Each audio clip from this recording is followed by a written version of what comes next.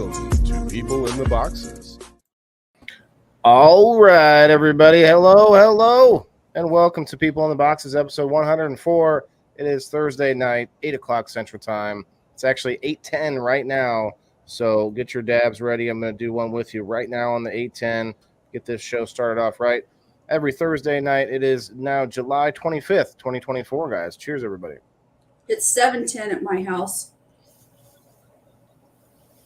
I meant to say happy 7:10 in the Mountain Time, but it is 8:10 here technically. So cheers to that.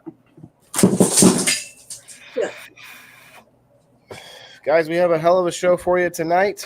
I'm hoping we can get some of you all to come up, show some courage, come on up on screen, hang out, have a sesh, but then maybe share what your perspective is on the topic. Tonight's topic hits on a lot of things we've talked about, but we're going to talk about the difference between believing something, and being skeptical about something. Like, there's a lot of nuance there. I've been accused of, oh, well, I know you don't believe me, you don't believe my facts, and it's like that's not really the same thing as being skeptical of what you're seeing and what you're witnessing, whatever. So we're going to get into it, guys. But yeah, hit that like button if you can. Share us out with your friends, guys. Come on in. Let's have some fun. I did put the link out there. Let me pin it, though. And as usual, we will do a giveaway for the audience, a game night ticket later on. I'll give you a chance to win on game night, even if you're not a subscriber. And then we'll be doing a number wheel spin for my subscribers later on after that. And we got Kim with us. Kim, the trusty Kim Axtell, still coming back, even though she's been put through hell at work. She still comes back. So, I gotta appreciate it, Kim. You and I may not agree, even half the time, but that's really the point of the show. And so, for you to keep coming back, I do appreciate it. We need to get like I've always said, even if you stop doing the show, like if no one else is here, I will still be here Thursday nights doing People in the Boxes, because it has meaning to me other than like outside of how many people are watching, how many people are participating. Can I send you $10? Yeah, Jay, you can. What's up? I think that's 10 pounds. 10 pounds, yeah, well. I think that L is pounds, isn't it? Yeah, he's in the UK. I'm going to get some tunes going here, and we're going to have some fun. We're going to make it fun, but it's not necessarily about anything specific. This topic could really go in all sorts of directions, right? So we're going to really kind of just get into it and see where it goes. And I have this plan, believe it or not, when we have more people on the show, more panelists, we can start doing episodes where the entire topic is based on a specific person that's on that show that night. So say Kim is an expert at something, like growing something or whatever, or maybe she likes pottery or whatever, something that Kim is actually really familiar with, then maybe that whole episode will be about said thing, and she can teach us all about it, whatever it is. If it's something I've never even seen, or if it's something I have seen, I'm just not good at that thing, maybe Kim's going to show us like how to do a kickflip, on a skateboard or something like that. I don't know, but that's going to be a fingerboard. But that's going to be the kind of evolution that we take, because we've done so many common topics already that I tried to find stuff that everyone on the panel and most people in the audience would have some experience with to draw on. But we're kind of running out of that. So I thought of this whole sort of spin where we can have very niche kind of specific episodes on things that someone that's on the show is very familiar with in some way, or, expert in, or whatever, it's their passion, whatever it is, something to that effect. So, I mean, in a way, I've done that a lot with my own topics, but I still try to think of topics that a lot of people would have some say in. But it would be kind of it's sort of a change of pace and a little bit of an opposite way to do it if we started doing it that way. So I think it would be interesting. So we're going to work on that once I can entice a few friends to pop in here and there. So guys, come on up. Even if you want to come up for just a minute, you can come up audio only if you like. But that's what tonight's show is about. It's not just about Kim and Waylon ramble, but we can do that. We do that. We've been doing that. We'll do that until the cows fly home. You know, me, Keisha, come on up. Jay, glad you rose above the episode. Okay. You sent me 10 pounds? On what, Cash App or something? Are you talking to Keisha? Oh, he's sending Keisha money. What's up here? Tommy McKetta, what's up, bro? Here, let me pin the link. Ted Hanser in the house. Ted said he may come up tonight. Get up here, Ted. I told him that I promised him he could sesh up here as long as he, puts his perspective in on the topic. It's not much of a panel with just us two and my bong. There's a hole in it somewhere. I cannot get enough suction to make the pill spin, which is very sad. Very saddened by this.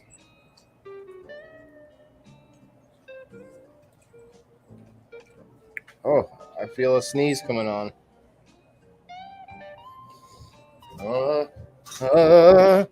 Okay. I've had bad sneezes lately. There must be.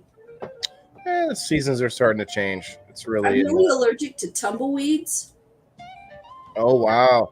We don't have tumbleweeds here, but once in a while there's a big fight over in Peoria, like at the mall or Walmart or maybe the arcade, and you'll see what we call a tumbleweave.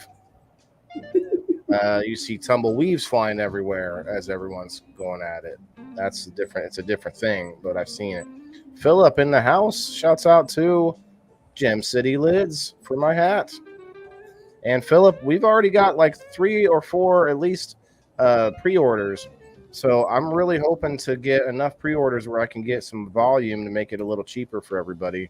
I was talking about it last night, guys. If you like my new hat, if you're a fan of me at all, and you're interested in grabbing some merch at all, then I'm thinking of we're gonna work out a deal with Gem City Lids to get us more of these good. Oh, there he is back on his page. Okay. But yeah, here's the hat on the other side.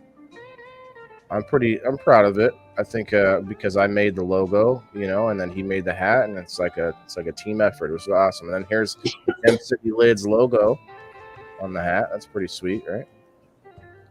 So yeah, Philip, come on up for a minute. Jay, Acacia, anybody, come on up. I'm begging you. Sean, what's up over on the Rumble? Cheers, brother. Rumble's moving. Rumble's kind of, it's slow for me, but we're at 412 over there on the Rumble. I'm at 505 on the Twitter X. Well, hey, thank you.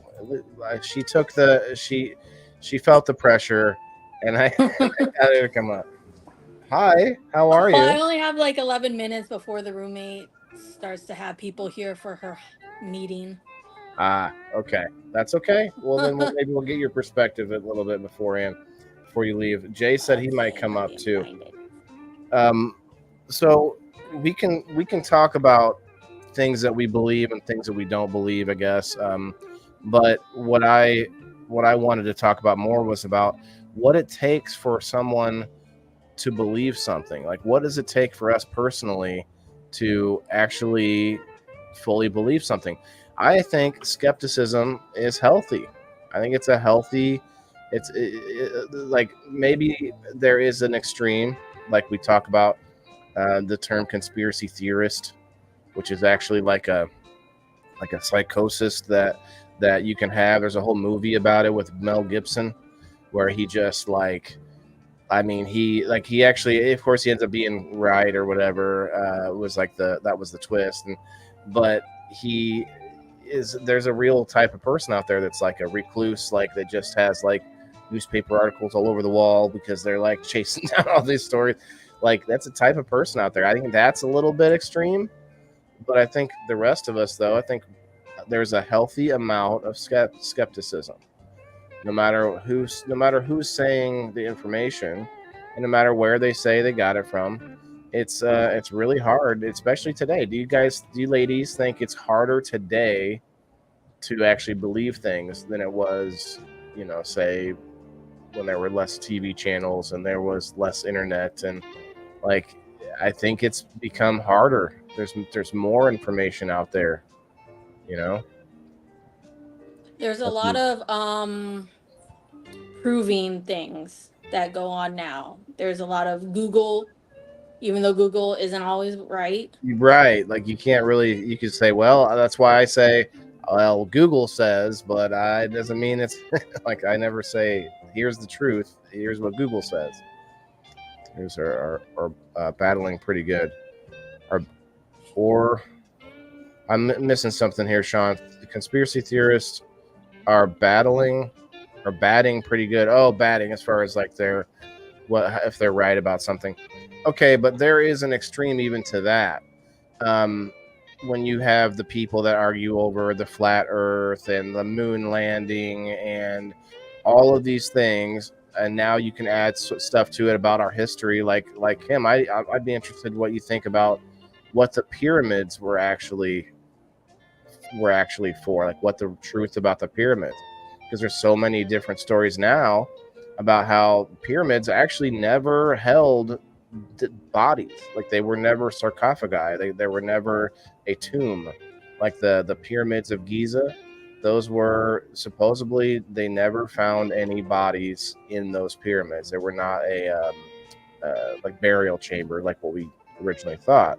And so there's all this like sort of information being thrown out. The Ancient Aliens show that's out there, all that got pretty popular.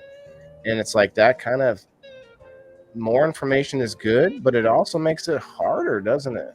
Doesn't it make it? It's like, I don't know. That's my ideal. In fact, it's like, you can chase your tail with what ifs.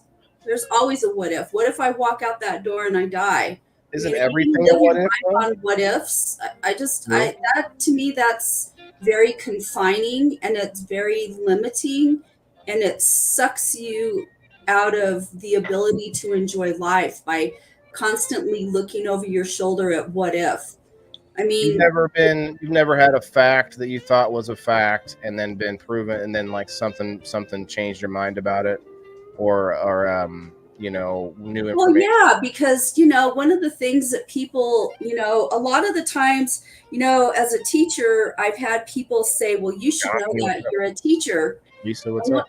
And one of the things about knowledge is that with the advent of the internet in the last, I don't know, what has it been, 30, 40 years, we found that knowledge is infinite, and there's no way that any one single person can know it all, because, we're so exposed to all kinds of thoughts and ideas and information that we had no idea existed outside of an encyclopedia, before those times.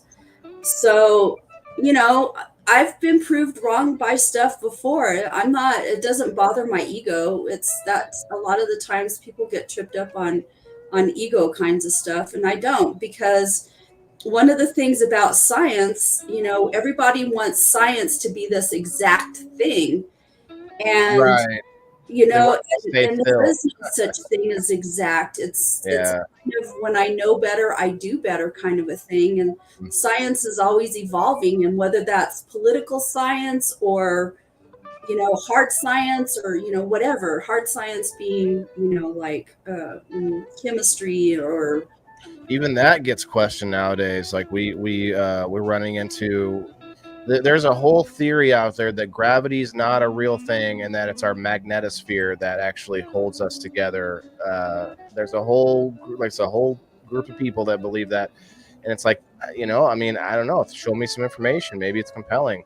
But like Sean, I think I agree with you. But again, we don't know. There are some compelling documentaries on the pyramids. Now, to you and Cindy's point, Cindy says she'd rather live than wonder.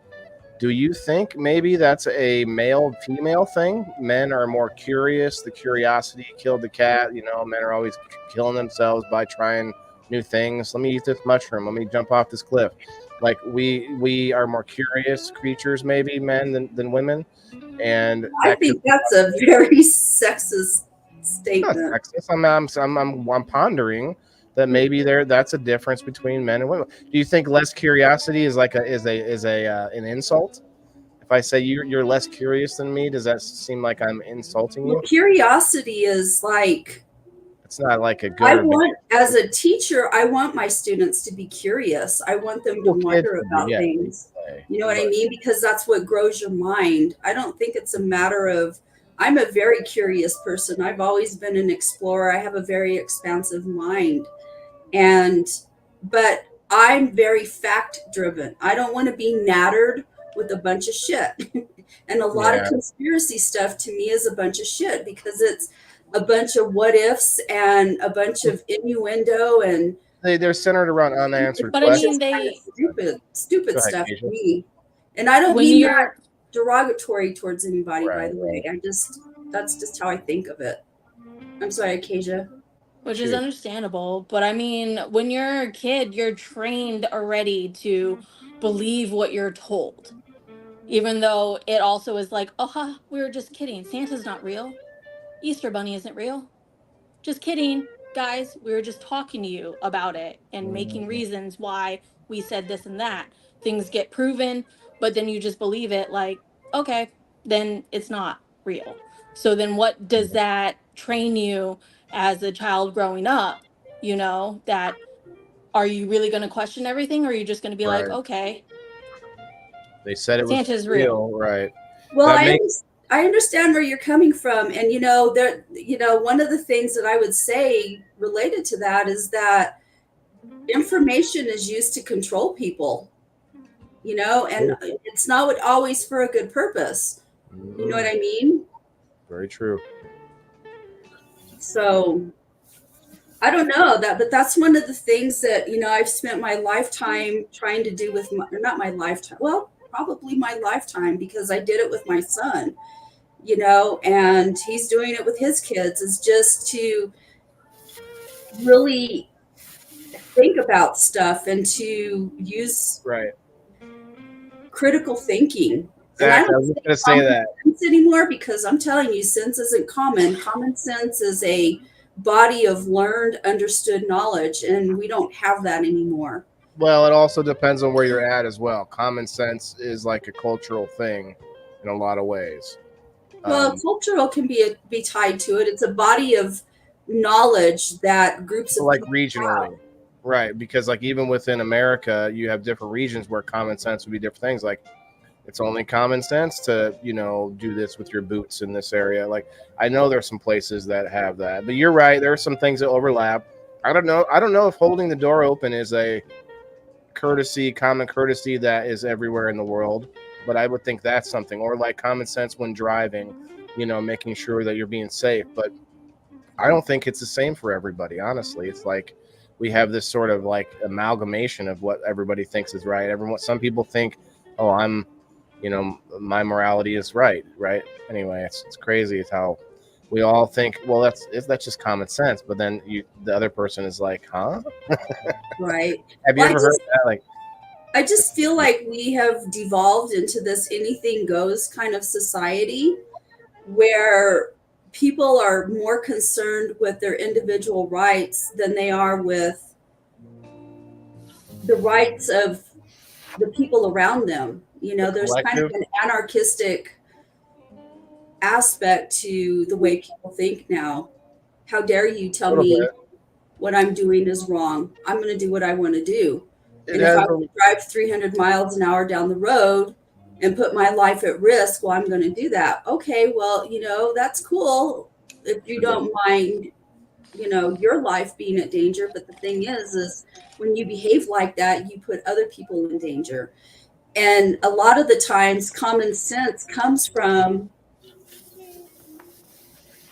having somebody that having learned the hard way about things. You know what I mean? I remember when I was a kid, like, I believed a lot of what my mom told me, and I don't know why. I couldn't tell you why. And I don't want to go back there and try to suss through and figure that out. Lay down on the couch, Kim. Lay down on the couch. I got this. My mom, I remember some things that my mom would tell me. And one of the stories that my mom told me was when she was a teenager, that she had some friends that were playing chicken. Do you know what chicken is? Oh, yeah. With cars? Yeah. With cars, yeah. And as they were playing chicken, one of the girls in the car, this is probably back in the 50s, because my mom, that was when she was a teenager. But one of the girls in the car, a girl in the car stuck her face out the window, and as they were passing, the mirror of the car caught her nose and cut her nose off. Ooh. Yeah. So, I mean, and that to me, like, you know, people impulsively do things, or people stupidly do things. And sometimes we do it because we don't know any better, but like it takes to find out. That's the term now. Yeah. Well, we live in the era of jackass, you know, where people are doing stupid ass stuff. Well, when you can go viral now, that's even worse. As long as you can have somebody recording it. Whoa, watch this. Look what I can do. You know, and my students, like, you know, will sit there in class and they're all gathered up looking at some, you know, reel on their phone. I don't know what source, YouTube or. Keisha, what do you watch? Do you check out TikTok? Are you still a TikToker? I still scroll TikTok. Yep. I find that I like. Do I post on TikTok? No. No. Is there a reason for that? I don't know. I don't feel like I'm a content maker. Okay. But I enjoy other people's content. I see. Yeah, I'm kind of like that too. I'm not a TikToker really. I don't have TikTok. Yeah. I have an account, but it's not an app on my phone because I couldn't figure it out. And I have this block with technology since I went through teaching in the pandemic. But I like to watch TikToks, some of them. There's some of them I look at and go, oh my God, God bless you. Bless your heart. Where's your common sense? Yeah. Or where's your critical thinking? That's when I searched for skepticism, like pictures, it kept pulling up critical thinking. Mm-hmm. And it was basically, that is what it is. Like every person has to make decisions on what they believe. And I'm sorry, but facts are just things that we believe sufficiently enough to call them facts. Like you're right in that some facts can be like proven, like you can actually do experiments and find facts, but that is like not the types of facts that people throw around, you know, like no. They say that's a fact. It's like, well, okay, you know, even telling me, like, it only gives me a little bit more belief in what you're saying if you can tell me where you found it, and then then I get a little bit more if we can pull it up and actually look at it, okay, and then it's a little bit more if I can read it and like not see any like obvious, you know, clickbaity things. Like I know I have a family member that sends me these like long messages, like these like emergency messages. Everybody, they're about to lock down it's going to be locked down and the martial law in 1 week, and like this, just like this, a whole slew of stuff going on. And like I'll see all these typos, and I'll be like, this is literally just a block of words. It doesn't even say where it's from. It doesn't say like that. You don't know who. And I'm like, and you're worried about this? Like this is like freaking you out? Like, I don't know. Some people's critical thinking has gone a little bit haywire, I think. Well, one of the things that's happened with your generation, okay, because my son, you're not too much older than my son, and my son was in high school and was going through school around the same time. He's younger than you, but not that much younger. Like he's within 10 years of your age. But No Child Left Behind came out in during the time that you were in school. I remember that. And I started teaching around that time. And one of the takeaways from educators that were having to teach under No Child Left Behind, which I believe is still educational law. I don't think it's been replaced, but it forced. Common Core came in after that, but go ahead. Yeah, but this is still part of No Child Left Behind. Common Core is just their standards of teaching, whereas No Child Left Behind is legislation passed by Congress. It's a law. But one of the things that happened with No Child Left Behind, one of the big... You got to go? Yeah, sorry. That's okay. I appreciate you coming up. It gets loud. Somebody came up. Appreciate you, Kasia. Thanks for having me. It's on Thursday. Remember, it's always an open panel on Thursdays. So. Yep.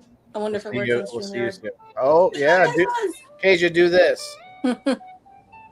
Does it do something? You have to show both hands. Hold still. Oh, that's awesome sauce.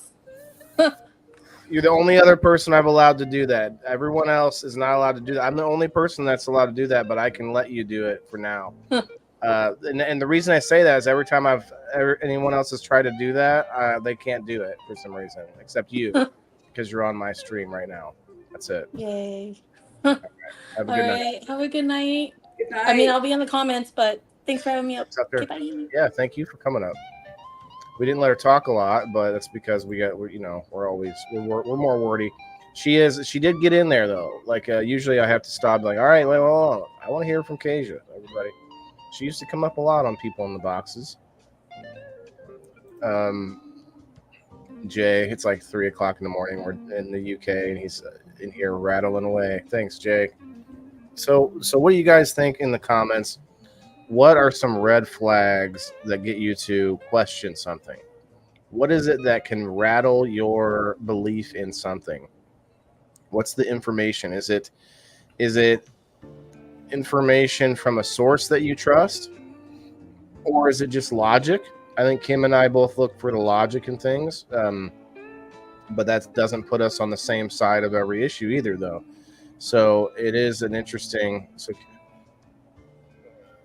Curiosity, curiosity is not gonna get you to...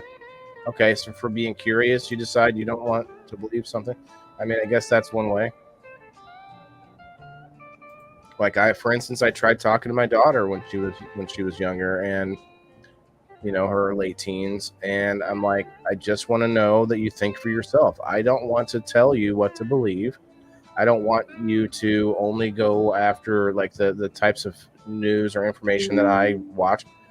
I want to, see that you can like critically think and kind of work something out, thinking about it in your head, the ups and the downs and the information that you have.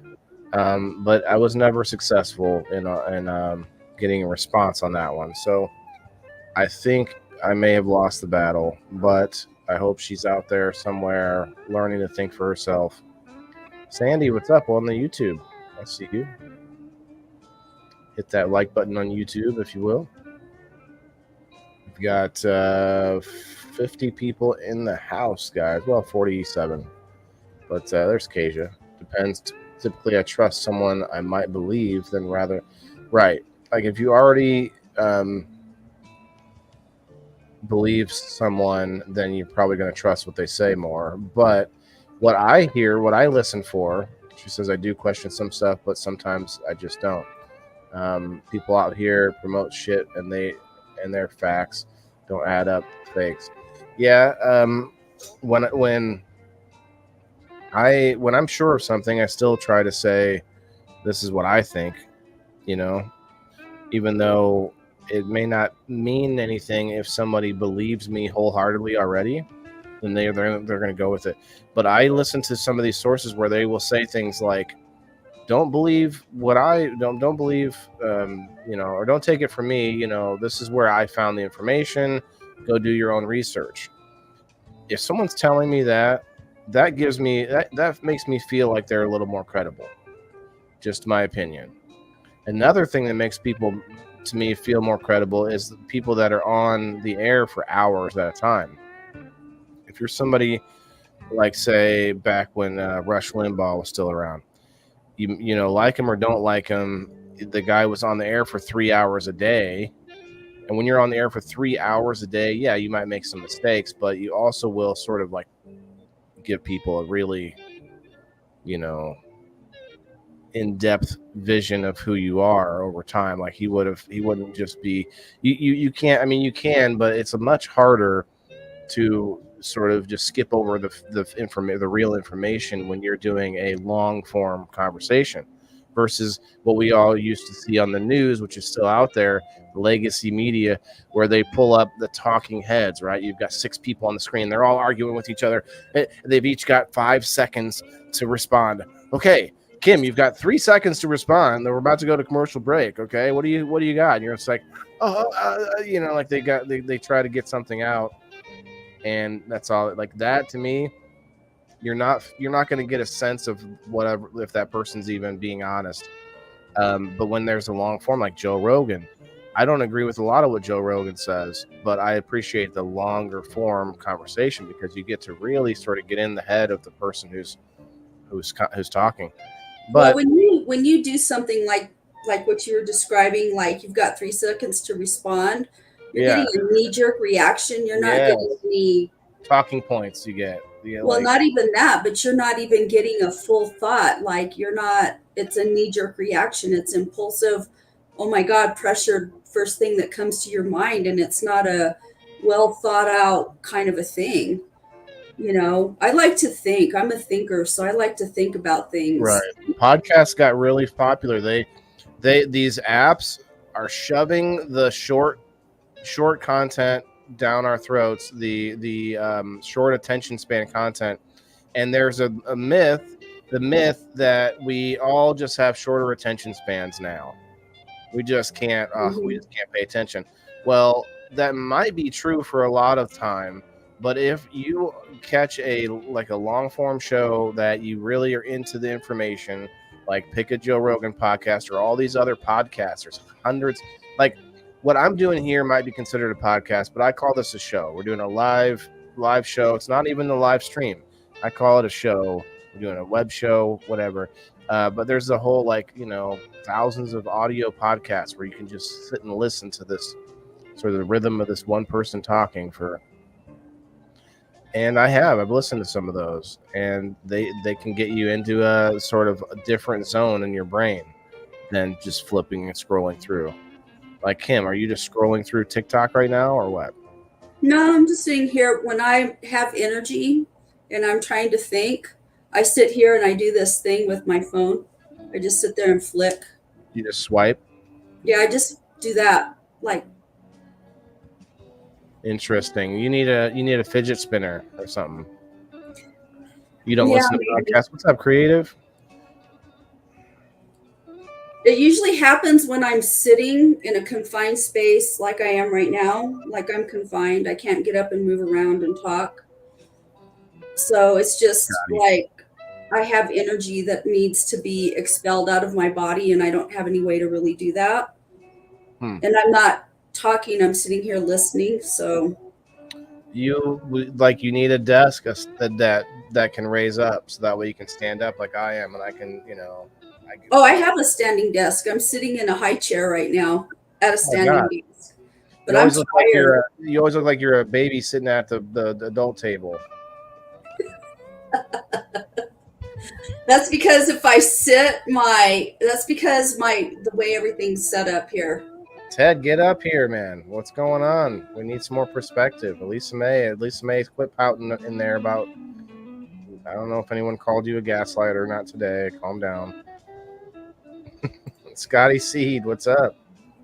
Want to come up? Share your perspective. Creative. We'll listen to podcasts. Okay, yeah, the listening is for the people that have to drive a lot. A lot of times they're nice. But you can still listen to people's live streams while that's happening too. People do that. Cheers, creative. They got to be really good because, right, attention. Well, it's not that your attention isn't that long enough. It's that they're just not that good. Like I know I have a long way to go polishing my speech, making things more, raising the production value. But a lot of the podcasts that are boring or not holding the attention span are just not worth listening to. I've ran into a bunch. I used to listen to a lot while working, and there's one I listened to where there was a group of people playing Dungeons and Dragons. Just you could hear the audio of them talking about it and like talking through the whole story and like making it fun. And I don't know, it was bad. It was all right. I liked it. I like playing Dungeons and Dragons. I would love to play. I've never played. Do you want to be the dungeon master and we can start a new show? I haven't played in so long. I used to have a group when I was in the Air Force. There was like 7 of us that used to get together and play every Sunday for a long, long time. I feel like it would be a cool, it's been done, but it could be a cool live stream as well. This piece is really annoying me.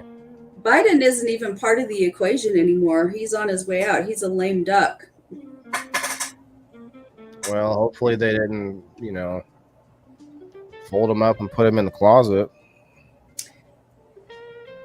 I voted for Biden. Biden over here. I voted Biden because I can't stand Trump.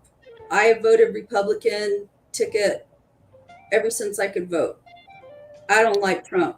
Can you name me one other Republican that you do like? Just one.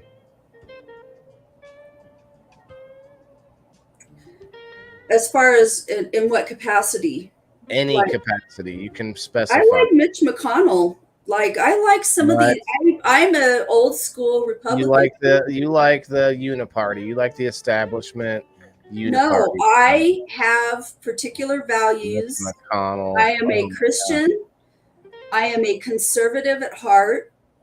There are certain things about me that are a little more on the liberal side, like when it comes to the environment and civil rights. I am a balanced person in the way that I view things. And I'm very strongly, my education, here it goes again, my education.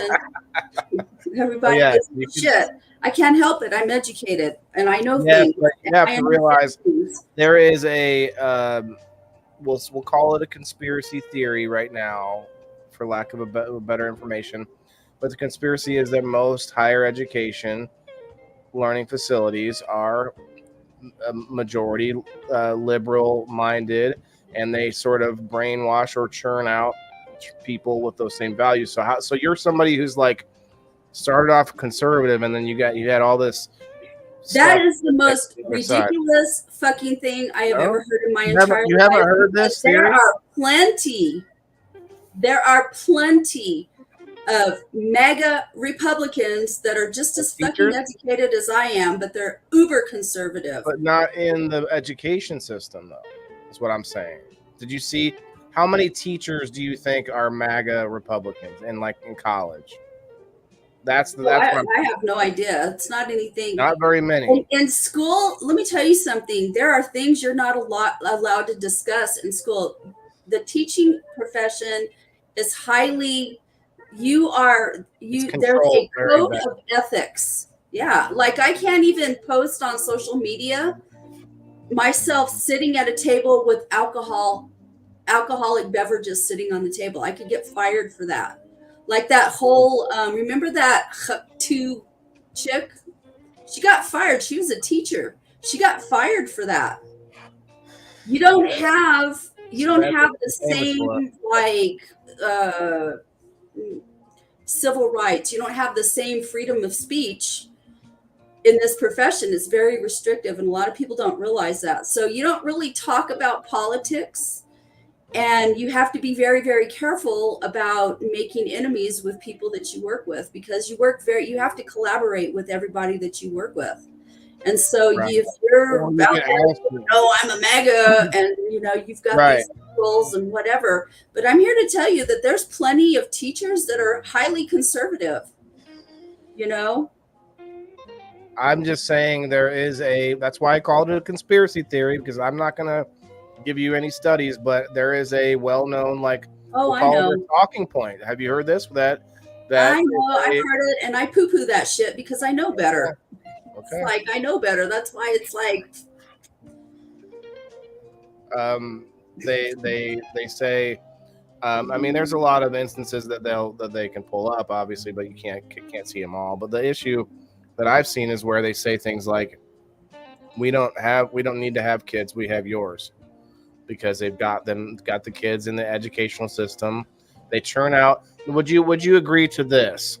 The model that we've had since, say, post World War II has been a sort of churning out of sort of factory worker, like that whole shtick about the school system is sort of churning out kids that can work in the factories, and that was the redesign of it, and we haven't really done anything updating it since.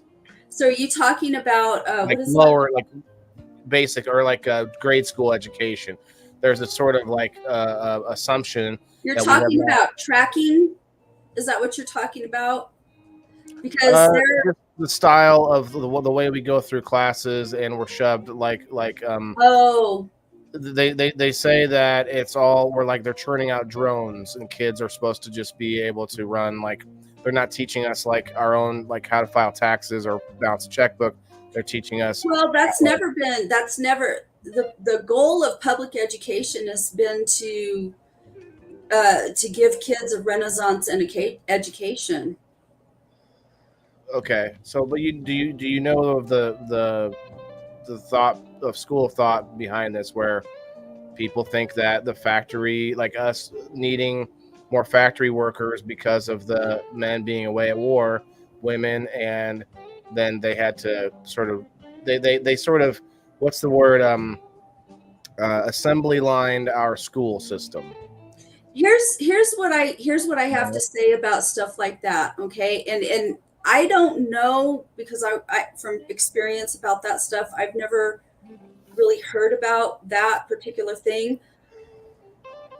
I am very familiar with tracking, which is where kind of like what China does. Through the school system. No. It's tracking is where you look at a child. China does this. China does tracking. So they look at a kid and they look at their abilities at a very young age, and they track them into particular, this kid's going to go to college, this kid is going to go work in the field, whatever. That's what tracking is. See what they like using all the information they can up to a certain young age and trying to extrapolate what that kid's future is going to be. Yeah. And they track them into not necessarily career pathways, but we're not doing that, are we? I want to say that there was a time in our history that they were doing that. I don't know. I don't remember exactly when it was, but recruiting, I do know that they were doing that.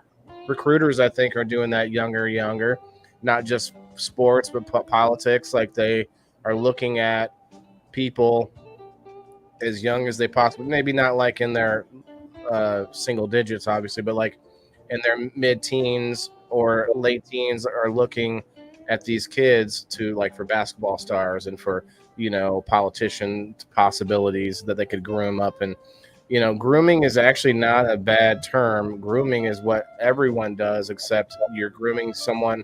You might be grooming your kid with your own values.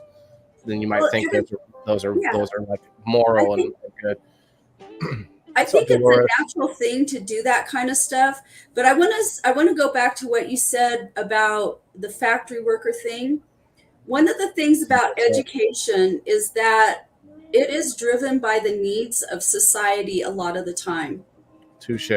And if I'm not familiar with what you're talking about. I've never heard that. Like all the state testing, like Scotty's brought up, like this different, like sort of like one size fits all sort of education that we kind of. I will tell you, in addressing Scotty Seed's comment here, the whole reason that we have testing And they've done that since I want to say like the 50s or 60s. Yeah.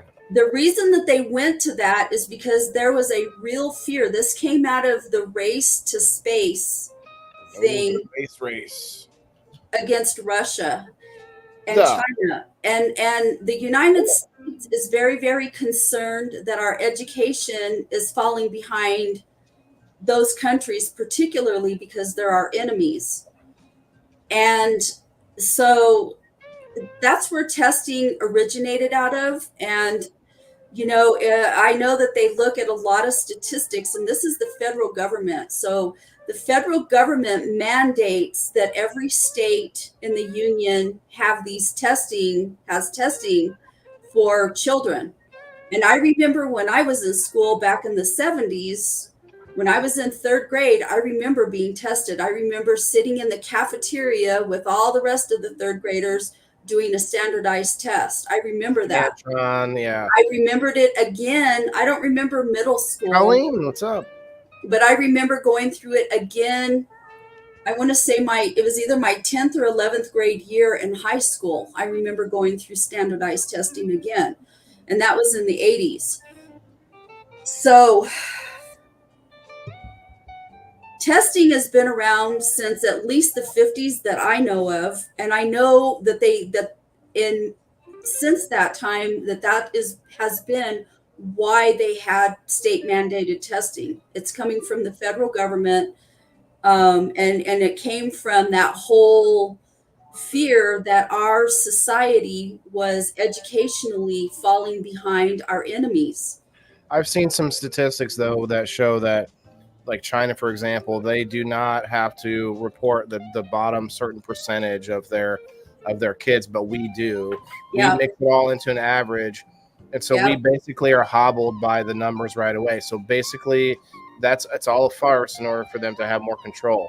Because if they really wanted us to have better education systems, they would have they would have let the money follow the kids. In my opinion, I believe that if a child does not like the school they are in, and there's a school a couple miles away that supposedly has better this or that, and they end up liking it better there, the money that school was getting for that kid should actually move with the kid to the next school. That's let me address this, what Elisa has said here. I don't know when I went to school, the Chinese kid knew everything. They always had their hand up. Now, I remember when I was going to college to be a teacher, and this was Terry, what's up, bro? early 2000s, and I graduated with my master's in education in 2006. So from about 2000 to 2006 is when I was doing my education to become a teacher. And one of the things that they did talk about was they looked at Chinese students. And Chinese students are not any smarter than anybody else.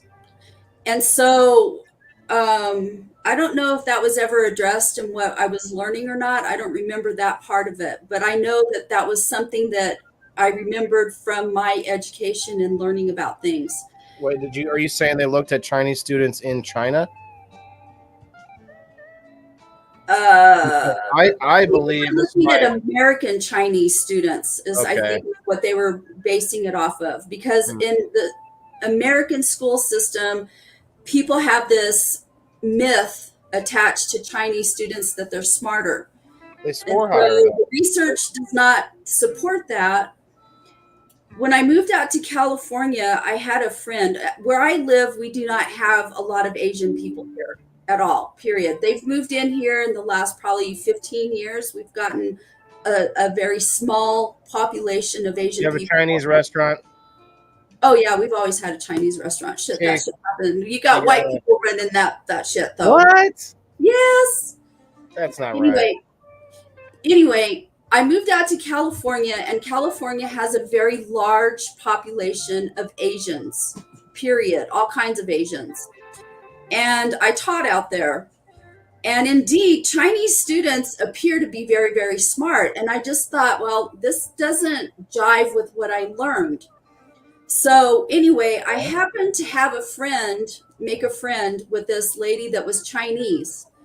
And we were having a conversation one day, and I said, why is it that people say that Chinese people are more smart? And she said, we're not. She said, we're not any smarter than anybody else. She said, but what we are is we're very focused. And I sat back and I went, huh, that's interesting. And I thought about it. And I thought about my interactions with people that I had interacted with that were Asian, period. Because it doesn't matter if you're Chinese or Japanese or Filipino or all kinds of Asian related cultures. There are certain things within all Asian cultures that they share, and they are indeed very focused. Like culturally, they are some of the most focused people. Well, and without knowing the all of the percentages, but we do know that some Asian countries go to school longer hours of the day, more parts of the year. It doesn't matter. That doesn't. You don't think it would matter to have more school? I don't believe that because I don't believe that. I don't. I think that that's Well, a okay. misnomer. Well, let me throw you the other one then. The other one is that, especially in America, they may feel like their parents and their family may put more pressure on the younger generation to do well in school in America because they know they have to, overcome whatever the diversity wherever they're at. I don't know if that's the case, but I know that there's a Hollywood trope, right? That the Asian kid has pressure from the parents to be a doctor or whatever it is, right? That is a very sort of common reoccurring trope that we see. So I don't know if that's true, but maybe that's what they want you to think nowadays. Mr. Burns in the house. What's up, my guy? Let me tell you about an experience that I had that ties back into this focus. So I went to this restaurant that was, I don't remember, it was an Asian restaurant. It wasn't Chinese. I don't remember if it was Korean or Vietnamese, something like that. But me and my friend went there, and so we walk in, and there's this little Asian guy, and I have a feeling that he was the owner. He was either the owner, he was the manager. That dude freaking was all over us the whole time we were there. I'd take a drink of my water. That dude was right there filling it up. Mm-hmm. And he was like that with every customer in the store, in the restaurant. And so I just, I have these observations that I've made that after she told me what she told me, what I knew prior to this, and then what my friend told me, and then observations that I had, because when I lived in California, the majority of my friends were Filipino. Like they were Filipino. Like I didn't have but maybe 2 friends out of a whole bunch of friends that I hung out with that were white. And I'm still that way. I don't have any friends right now in my current friend group that are white. They're all something else. But so I just see these things, and when she said that, it like clicked and it made sense, and I was like, wow, that's interesting, because I think it's pressure. They're very pressured. They're very pressuring people. Like having more focus was great. My experience in that restaurant, because every time I did something, that guy was like right there, and it wasn't relaxing. It was like, I don't know. I felt pressured, and I felt that with a lot of. You're at an eating contest. He's like, here. Yeah, it was. I don't know. I've never really sat down to really define it, but it was just a really interesting experience sitting in that It's restaurant. anecdotal, but with all your other experiences, that's what you've come to think. And I think maybe you're right. Having more focus would actually make us better in a lot of ways. Like even anybody. Yeah. And I say that while doing dabs, but of course this is it's 9 o'clock, 9:04, so it's my evening intake. So. Excuses. But if I could focus more during the morning, I don't smoke until the afternoon unless I do a live early. But I can't focus because I have anxiety issues where without cannabis, I can't seem to go in any direction. I have like where I'm thinking about everything all the time, and that's. But to get back to the topic, to be skeptical is hard when you have, when you're thinking about everything, like the past, the future, the present, like your life, everyone, all of life. What is life? Like I just, I go crazy. My brain just, and so the cannabis really helps me sort of dial in on getting something done and focusing.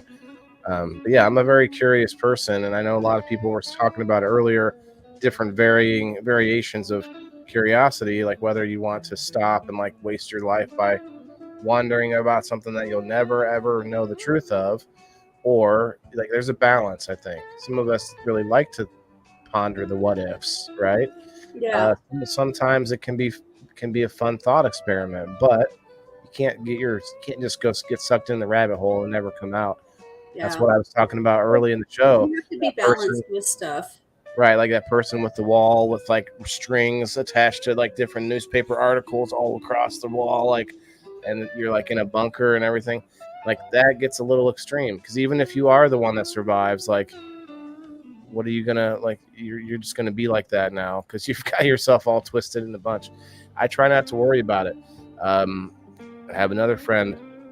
He was in here earlier. Worries about all of the tension in the world and stuff. I don't. If and let's just not mince words here. If war comes, it's to me a cycle of life.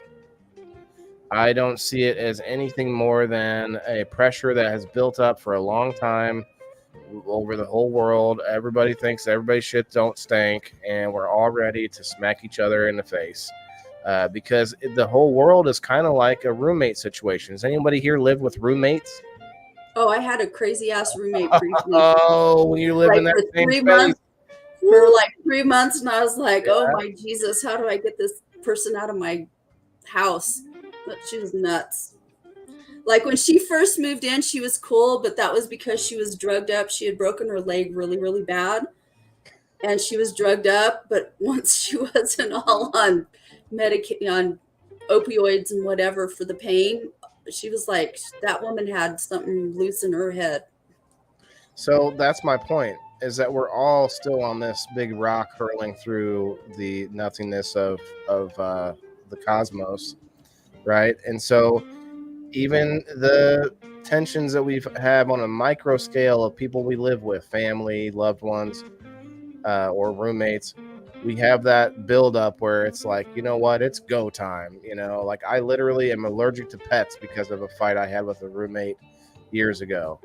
Deviated my septum, and I didn't know it because I didn't even feel like he didn't punch me in the nose. He hit me with his arm as he was flailing and falling down to the floor. We were drunk back when I would drink. And yeah, and so I didn't notice it. And so for months, and then it ended up being years, my nose was exposed to allergens, and I had pets, and then boom, so now I'm allergic to pets. And so I get it, like that tension that builds up between people is real, and I think war is like that natural, it's a natural pressure release valve, Maybe, I don't know. I don't think we'd ever get rid of it, is my point. I don't know, but to go back to that whole thing, one of the things that I've also noticed about a lot of Asian cultures is they're very industrious. So which probably leads to the focus. And I just wonder if I wonder at their quality of life. Like here in the United States, we want people to be smart and educated and productive, but we also want to have that quality of life. And we're more, I think that's where a lot of our concerns are for our kids. It's like, my God, testing a third grader, like Texas is stringent. I was talking with one of the teachers I work with that used to teach in Texas. And if a child does not meet standard in third grade, they hold them back. Like they don't progress them through. And But see, I don't like that. I think we should be looking. I like that, not necessarily tracking like you said, but something like it where we start to tailor the lessons to the kid, because some kids, the ADHD, for example, or ADD, I think those kids just learn differently. yeah, they do. Absolutely. It's different. That's One the of only thing, One of the biggest criticisms that I had with No Child Left Behind was that it was a push to make every kid college ready. And it took out all of our hands-on kinds of things. It took out building trades, it took out shop classes, automotive classes, all of this stuff. And it's great pie in the sky to want people to be educated. You know, they wanted to move us into the information age and out of the manufacturing and stuff. And now, as a consequence, we have this huge shortage of electricians and plumbers and HVAC people and tradespeople. And we need people that do that. And those kind of jobs are okay. You know, they're gainful employment. They're productive employment. And one of the consequences of this, and teachers knew this, it was politicians that made this law. Teachers knew this. You have kids that come in your class that are not capable of sitting still and learning. They don't learn that way. They learn by hands-on. They learn by other methods. And college level work is the ability to sit your ass down and quietly listen and study a lot. And a lot of people are not built to be educated that way. They just are not. And there is nothing you can do to make them be that way. That is just how they're built. That's how their brain works. Would you say there are a lot of different ways, or do you think they could be sort of categorized, you know? They are categorized, and we're taught that in school. Most people are visual hands-on learners. Okay. And there's some people that are auditory learners that learn by listening. Okay, but most people are visual hands-on learners, period. Now we have this sort of epidemic of maybe not now. We haven't heard about it as much, but the ADD, the Ritalin, when that came out and when that started getting exploded, you had this whole sort of thing where it's like, why are all the kids not able to sit still and like learn? Well, I think it's an energy thing. Like those kids probably have, I think it's something that is a primal thing. Some of us have those bursts of energy because it's an anxiety type thing. I don't know. I think it's rooted in anxiety, but like I have ADD, but it's like because I have anxiety and my brain is just thinking about a lot of things. But I think if I was put back in, say, you know, in like a tribe 1,000 years ago, I think I would have been somebody that was, you know, good at being like surviving while hunting or whatever, like, because you have to pay attention to so many things. Like for me nowadays, I'm good at paying attention to 4 screens and, you know, like in my equipment and writing things down. And maybe I stumble when I'm speaking, but I'm actually still paying attention to 20 things. Like, I don't know. I think there's a primal thing about it. And if we were to have honed that in some way better than me being stuck at a desk and like, you know, just like pent up and just nonstop looking around and listening to what everybody else was saying and not, you know, really caring about the actual lesson. Does that make sense? I think there are kids that just have this energy level like that. Oh, I was one of those kids. You know what my dad said about me when I was a little kid? He said he saw more of my butt in the air than he ever saw of my face in the air, because I had so much energy that I would walk through the house on my hands. I was a very energetic child. They put me on Ritalin. It had terrible effects on me, and my mom took me off. But I had a very high IQ. And it was really hard for me because when I went through school, I don't know that they had gifted programs, but I was definitely a gifted learner. You know, I was reading. I started first grade at a 5th grade reading level. So my reading levels were off the chart, you know, and I had a high IQ. So my processing speeds and my memory are just like this. And I remember when I was in 3rd grade, I had this teacher, her name was Mrs. Warmond, and she was this little old white-haired lady, and she was mean. And she would get frustrated with me because she would give an assignment and I would finish it like that. And everybody else is still over there working on it, but I was done. And so I would probably fidget. I don't remember ever being loud. I wasn't a loud kid. I wasn't out of my seat kind of a kid, but I probably fidgeted. And she would come over and she would grab my desk and she would drag my desk all the way over to her desk and sit there with me like that to keep me from fidgeting, I guess. I don't remember if I was fidgeting. I don't know what I was doing, but I wasn't talking to anybody. I wasn't singing. I wasn't making any noise. I wasn't out of my seat. I wasn't talking to her, but that's what she would do, you know? So my opinion, because I'm a special ed teacher, okay, and I deal with so many kids that truly have ADHD, and it's not just energy, it's ADHD. So there are things that some people may be born that way. I don't know all of the causes of ADHD, but I do know that certain things, while mom is pregnant, will cause kids to have what appears to be ADHD.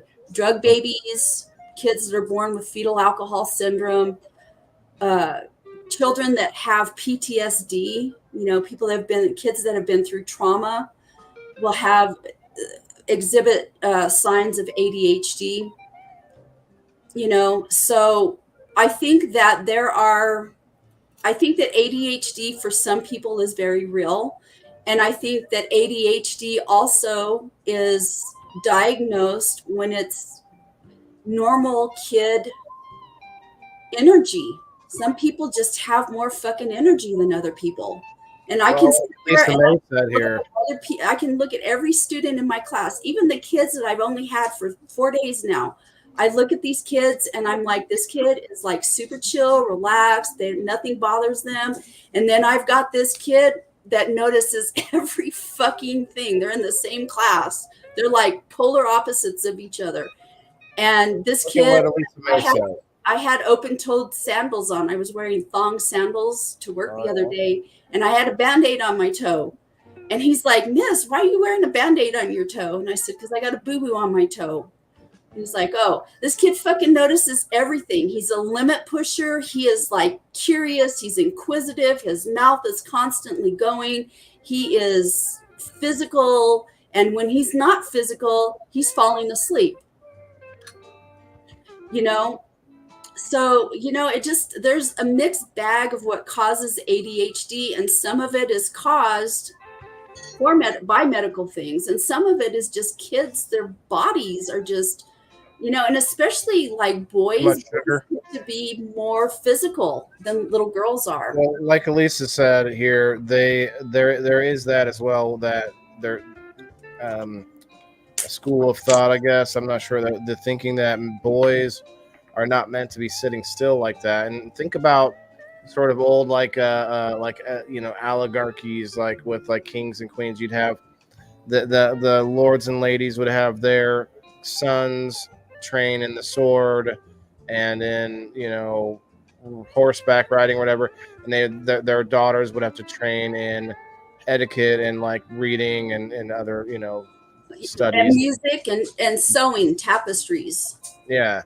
So making tapestries was a duty of women of nobility. Smashley, what's up? Come on up. Yes, Waylon. I'm not sure what I said, but yes, I'll accept it. About the boys not being able to sit still. What's up, Smash? Come on up. We're dying up here. We had Kasia came up earlier. Like, I am gonna keep fighting to get us more panelists. But you know, listen, if we can entertain 45 people for a couple hours, I can accept it. But still, especially after we feed him red dye that causes ADHD. Yes, that's what I was going to get to, is like our food and like too much sugar and all of that. Like, man, I can't seem to get away from it. Yeah, Kasia only had about 10 minutes. She might pop back in the comments. Yeah, a lot of it is food. Like, there's so much shit in our food. I remember when I was little, like, there was a lot of, they were looking at sugar and dyes and stuff back then. Dyes, yeah. Mm-hmm. So I And think now we know some dyes. Food, like plastics. I am so dead set against plastics. I think plastics are horrible. They need to come up with an alternative to petroleum-based plastics, because I firmly believe that it's increasing the instances of autism and all kinds of stuff. Like, there's all kinds of stuff that just is not normal. You know, your instance of autism are just too high. Yeah, that's that we've talked about this before, and there's so many quote facts being thrown around, and it's so hard to know. But there was a study on, what was it? Was it Tylenol or Advil? I want to say Tylenol. Was it, Kim, that they said was causing, could be linked to causing like prenatal issues or autism? I want to say it was Tylenol that they said it was causing something with pregnant women. I think it might have been. I'm not sure. I guess I can look it up. I remember something about it. I know that, like, certain, like, are you talking about the pills? Yeah, like, you know, to like just like pain tablets. Mm-hmm. Yeah, I think I remember something about that. That was back in the 80s, wasn't it? Or maybe the early 90s. I think it wasn't that long ago. I'd have to look it up, to be honest. But a lot of people are backing me up on what it was. But I guess I can ask Daddy Google. And one message the doctor tells you that you can take. Yeah, that's the thing. They tell you they tell you can only take Tylenol, and then they find out, oh yeah, that thing we've been telling you to take for a while. Yeah, don't take that. Yeah, so I don't know. People are resilient, and I think if you can do everything right. You can exercise twice a day. You can eat everything perfectly, and you can still slip on a fucking banana peel and die. Like, it's just it is life. But I think we are getting poisoned more and more, though, for sure. Whether it's by on purpose or. Yeah, there's just so many talk. It's just like my daughter-in-law. My daughter-in-law, you know, she's a smoker, or she was a smoker. And she quit smoking when she got pregnant with my granddaughter, and she did everything right. And then, like, two or 3 weeks before my granddaughter was supposed to be born, my daughter-in-law had a placental abruption. And those are very dangerous. Both of them nearly died. And my granddaughter was on a neonatal unit. They rushed her to a neonatal unit in El Paso, which is 45 minutes away from Las Cruces. And she was on a ventilator for 3 weeks. They had her on a cool cap to minimize brain swelling. They took her off the cool cap. They took her off the ventilator. They did an MRI of her brain. She has a very small part on the occipital lobe of her brain that's damaged from all of that. Thankfully, it was just that. We were expecting way worse. But she has been diagnosed with autism, and autism is typically, according to what I know from the studies that I've looked at as both a special ed teacher and a school psychologist, is typically genetic. There are instances of it being caused by other things, and you know, that's the placental abruption caused the autism in my granddaughter. She has a lot of sensory kinds of issues. Yeah, I believe we know somebody else in the community that's got a son. Yeah, his son had something happen during the birth that caused autism, or maybe it was after. I can't remember the details. That's why I'm not gonna, say his name, but yeah, there was somebody else I know of that had something like that. Man, There's just so my much about the brain that we don't know, and it's hard. You know, there's a lot of research that goes on and all kinds of stuff.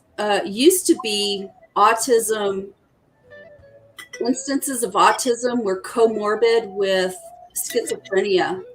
Schizophrenia is also a developmental disorder of the brain. Didn't they call it? Didn't they call retardation a sort of a broad term for several things? Or no? Retardation is the inability of the brain to grow. So the brain, when it develops like this. I see. And retardation is the prevention of it from joining together over this way as it develops. So it's a different thing than what autism and schizophrenia are developmental disorders. And so it has to do more with the development of the brain. So Lisa says that she had some genetic testing done, and so far they say that it's nothing to prove that it was genetic. Yeah. Maybe it's a trait through the family line that we don't know about yet, but I think it's like a combination of things that we don't know about yet.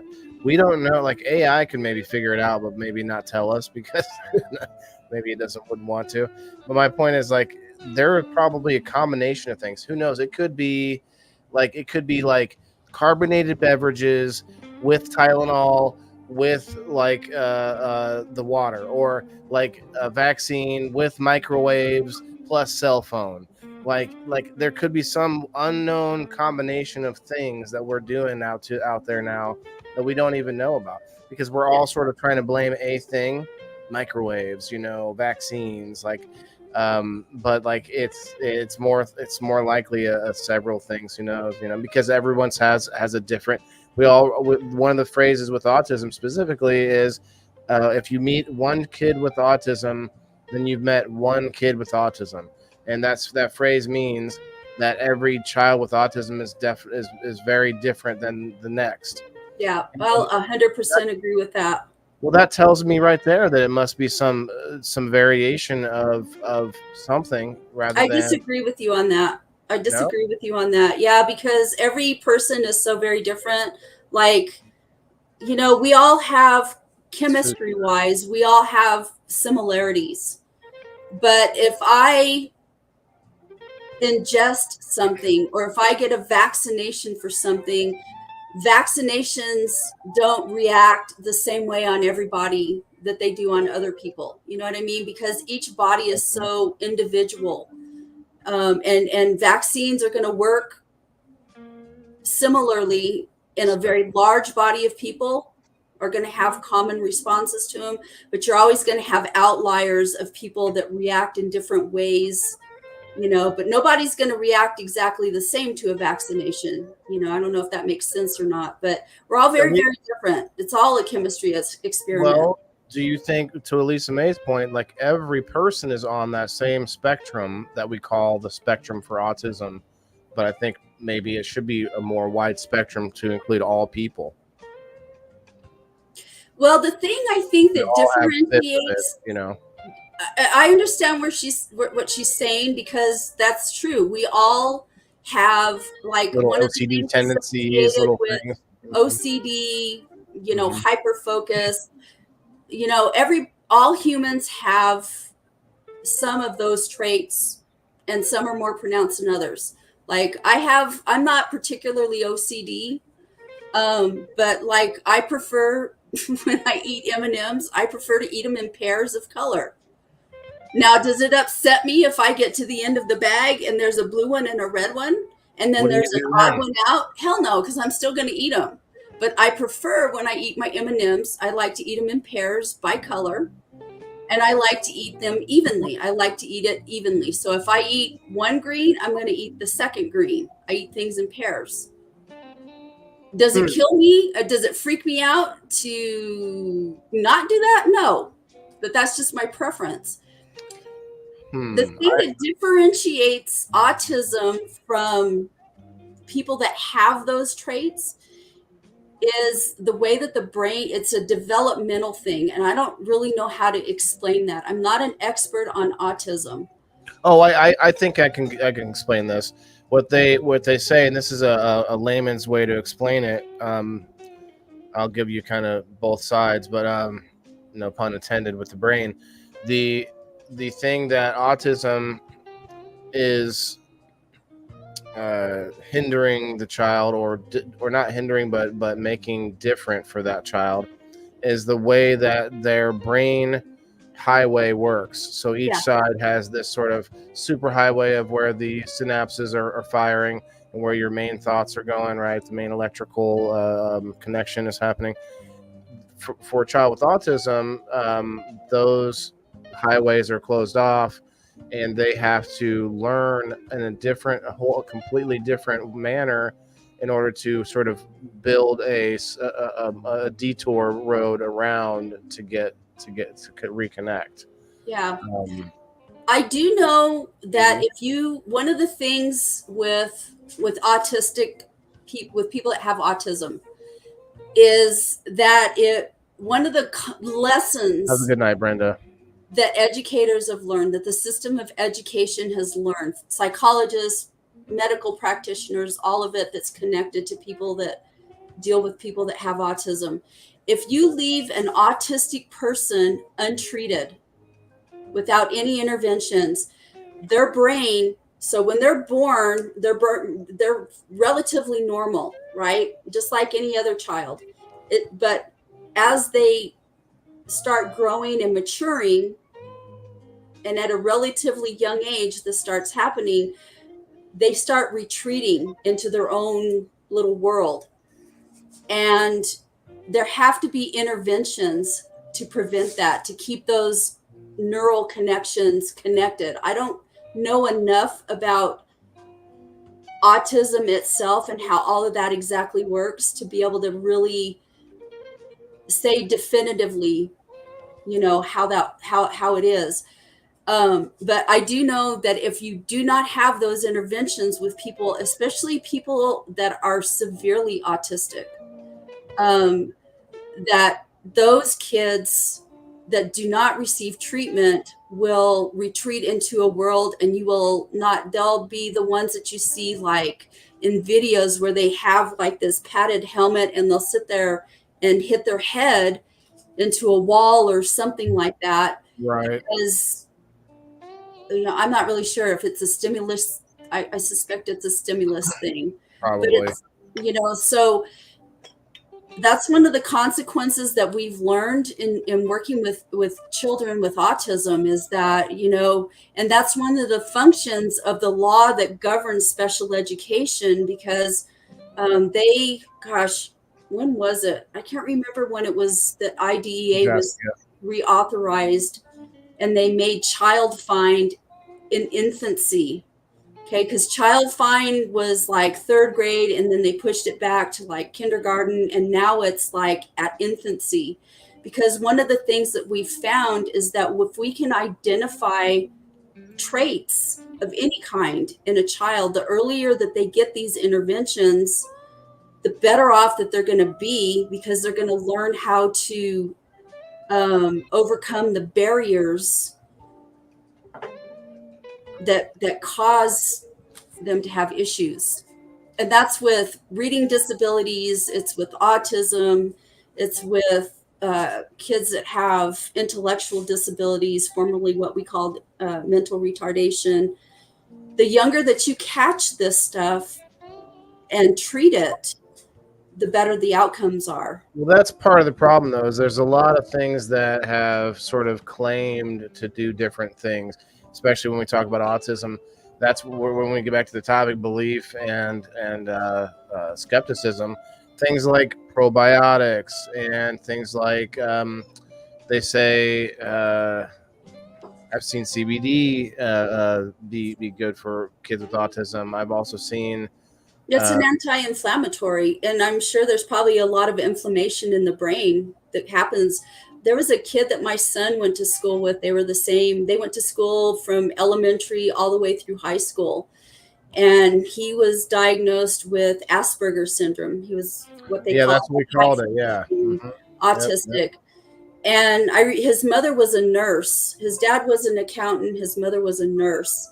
And I remember this was back in, gosh, it was in the early 90s. And I remember her talking about his having lesions in his brain. And I don't know if autism in general causes lesions in the brain, but this kid had lesions in his brain. And so I could see where CBD or something along those lines would be helpful, because lesions in the brain cause inflammation, and inflammation is never good. Inflammation is what causes heart attacks and strokes and cancer and all kinds of stuff. So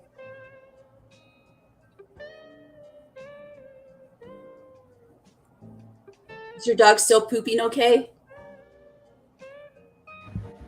You know what? Well, I haven't seen her poop on a walk yet in the last couple days. Gave her some carrots. Have you tried giving her pumpkin? I don't have any pumpkin, but I have heard about that.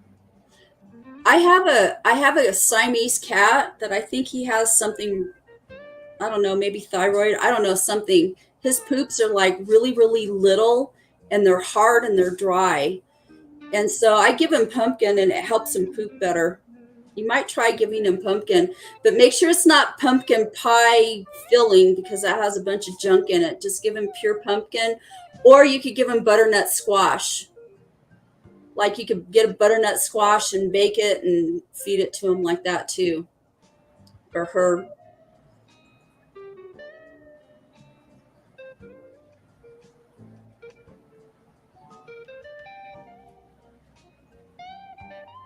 That's it.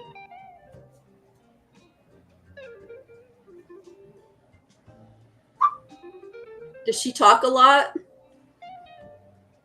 Did you hear that? Yeah. That little yelp? Huh? Did you hear that little yelp that she just made? Yeah. She got hurt. She's got a pinched vertebrae in her back. Oh, poor baby. Yeah, I can see by the way she walks that she doesn't walk. She's got a stiff walk. I tricked her to get her back here. She doesn't like that. I know she doesn't like you being on camera. She doesn't want to come back here. She's weird. She won't. She will also not come up onto the bed. My bed. I know she can get up there, but I don't know. She's just respectful. She's a respectful gal. Yeah, what can I say? Seizures and autistic kids often. My son's never had a seizure, but I hope he doesn't. DJ, what's up, man? Doing well. We're going to be doing a spin here pretty soon for a ticket to game night, and also a number spin. So let me see if I had any subscribers pop through. My dog used to sleep with me. I had a Weimaraner that I raised from the time she was 4 weeks old until the day she died.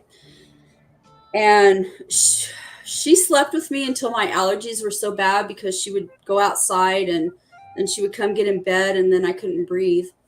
So I had to stop letting her sleep with me, but I didn't mind her sleeping with me. Well, so Lisa May's right. Like, they don't belong in the bed, and it would be a problem if I just I couldn't get her to not jump, not get in the bed, But it is sometimes a little sad to me that she's not more cuddly. Are huskies? I don't know that much about huskies. Are they cuddly dogs? They don't strike me as being. She's a sweet girl. If I'm petting her, she loves to show affection. She puts her head up under my armpit, and like she's showing, but she's not much of a kisser, and she's not much of a I have a theory on that. Tell me if you believe it or if you're skeptical of it. but I think dogs. My vet actually liked this theory. I think dogs touch us with their nose and they lick us with their tongue because it is their only exposed skin in which to actually feel a connection, like holding hands or like to be able to touch someone. They don't have another way to touch you. So the nose ending my dog all the time. Like just comes up, nose nudging me with her cold, wet ass nose. Hey, stop that. And it's like that's how she like touches, Yeah. I think Huskies are very, if I don't know that much about Huskies, but from what I do know, I think they're considered a very independent breed of dog. And they are not necessarily companion dogs. They weren't bred for companionship. German bred dogs are bred for companionship. I don't know what other culturally bred dogs there are. Maybe like Asian dogs might be bred for companionship. I'm not sure, but I know German breed dogs were bred for companionship. They were bred for working, whatever work they were bred to do, like hunting or retrieving or I don't know, whatever. But they were also, Germans love their dogs. Like Germans love their dogs. So that was one of the things that they bred into their dogs was for companionship. So usually German bred dogs are very companionable. Very companionable. Mm-hmm. Like my Weimaraner, dude, if you ever get around a Weimaraner, like Dank Stats has Weims. Weimaraners are they're German bred dogs, and they're dangerous dogs. Those dogs were bred originally to hunt big game like lions, bears, big stuff. Oh my. And yes. They were in World War II, they were used as like sentry dogs. They're very silent. My dog never barked until she was taught to bark by being around other dogs that barked. She never barked. She would make these other weird noises, but she wasn't a barker. Yeah. And they're silent dogs, and when they walk, you cannot hear them. And they were used as sentry dogs, and they would attack. They were used to attack and get people because they're very, very quiet. They're called the gray ghost. They're very quiet dogs. But with their owners, with the people that they're raised with, they're very affectionate. Like she was a huge lap dog. They're funny. They're silly dogs. They have the silliest damn personalities. They're these big old, beautiful colored. They're really pretty dogs. They're very majestic dogs, but they're freaking hilarious. They have the funniest personalities, and that's just collectively people that have ever owned Weimaraners. They're just funny. They're comedic dogs. But they're freaking lap dogs. Like KK, my last dog, oh my God. She freaking wanted to be like right on my lap as much as she could. So, I don't know. So, guys, I'm going to get the wheel going here. Make sure you hit that like button and go over to Rumble and X and hit that like button and comment. I'm going to get everybody coming up on both of those and Facebook in a second here. Let's see, we had Margaret, we had nobody, we had William, Timothy, Brenda. Yeah, I think Maltese, I think a lot of these small breed dogs, especially Asian dogs like Bijou Frise, Poodles. Poodles are a German breed, though, actually. Bichon, Frises, Maltese, Shih Tzus, Lhasa Apsos. They're all very companionable dogs. They're very friendly, happy little dogs. They like attention and affection. So I think they were mostly bred for companionship. I mean, what are you going to use a damn Maltese for? Other than to maybe chew somebody's ankles. And I've never seen a Maltese be like that. So, I mean, I'm sure it happens, but a lot of those dogs were bred for companionship. Huskies are definitely escape artists. Huskies, they I are. think, are like one of the few breeded dogs that are Bred? that are the closest to wild dogs, from what I've read. They're closer to nature than they are to being.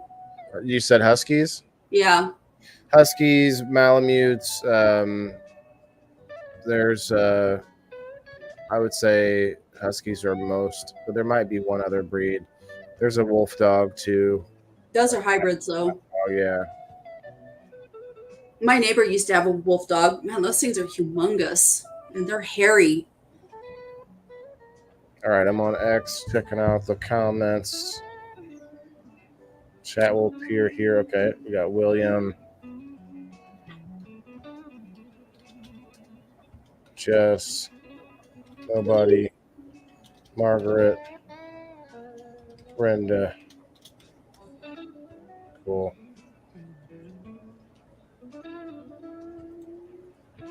You get all the likes from the Facebook side, so make sure you hit it hard, hit it now, hit it a lot. Many hits. Dominic, what's up, man? Jeff, what's up? Hit that like button, man. You guys get in on this giveaway. Going to be giving a game night ticket away from the Indoor Farmer Game Night on Sundays. All right, I'm getting it. 27 of you. 28, 29. Who won the game night last week? William did, actually. That's right, William. Cool. William Wallace. Different way. William is the new winner.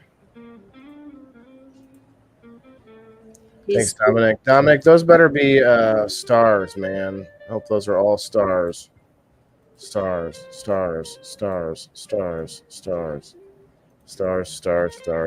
and stars. Thanks, Dominic. Appreciate all those. What's the giveaway? You know what, Jeff? Never mind.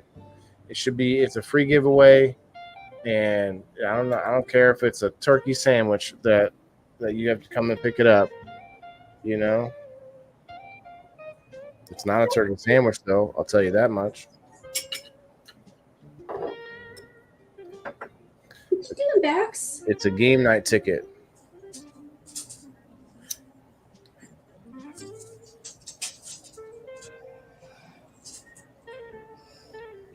You'll be playing against William. He's not going to want to give up his title the first time he got it, so he's going to be ready to play. No stars, Joe? Come on, Joe. Just resubscribe, man. You guys will win a lot of money. You guys will get hold yachts and jets and houses and okay, maybe not, but maybe you can win cool stuff. All right, I think that's it. I'm gonna go ahead with it.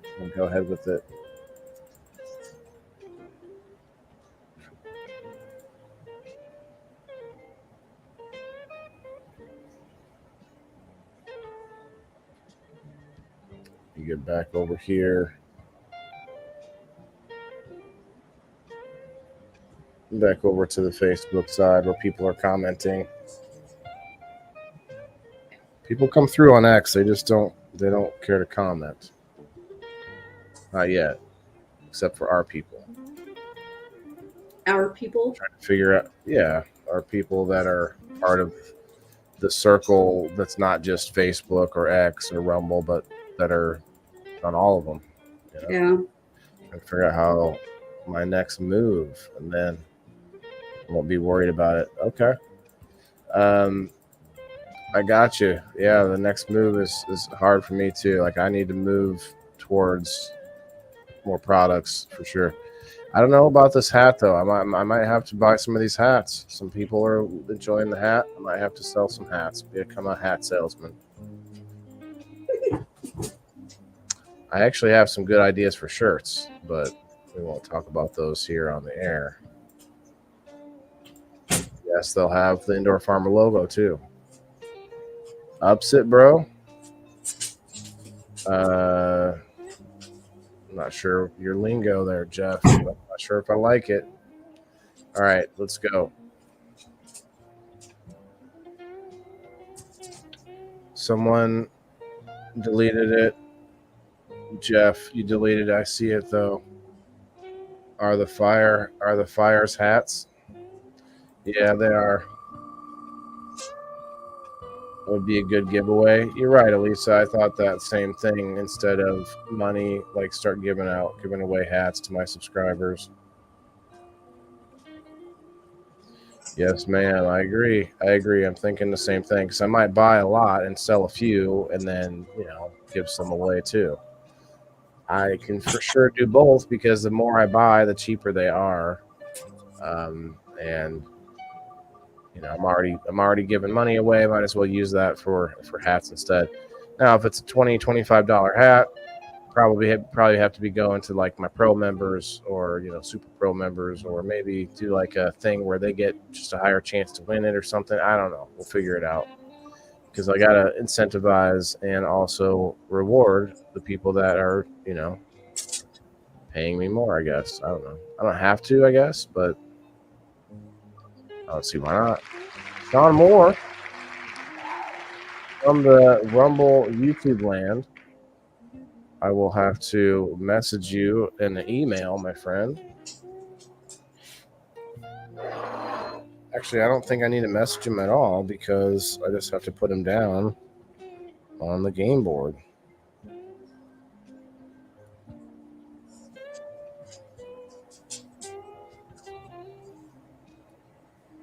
Okay, Sean Moore.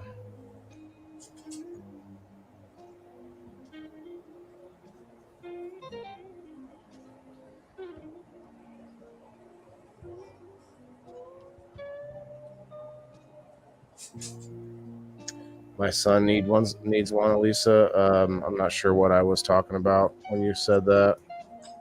Oh, the hat. Yeah. I was thinking of getting him Sean Cook. I see you, bro. You're one of the few that I am sort of counting in my head who said they wanted one. So I got you down there in my mental check mark.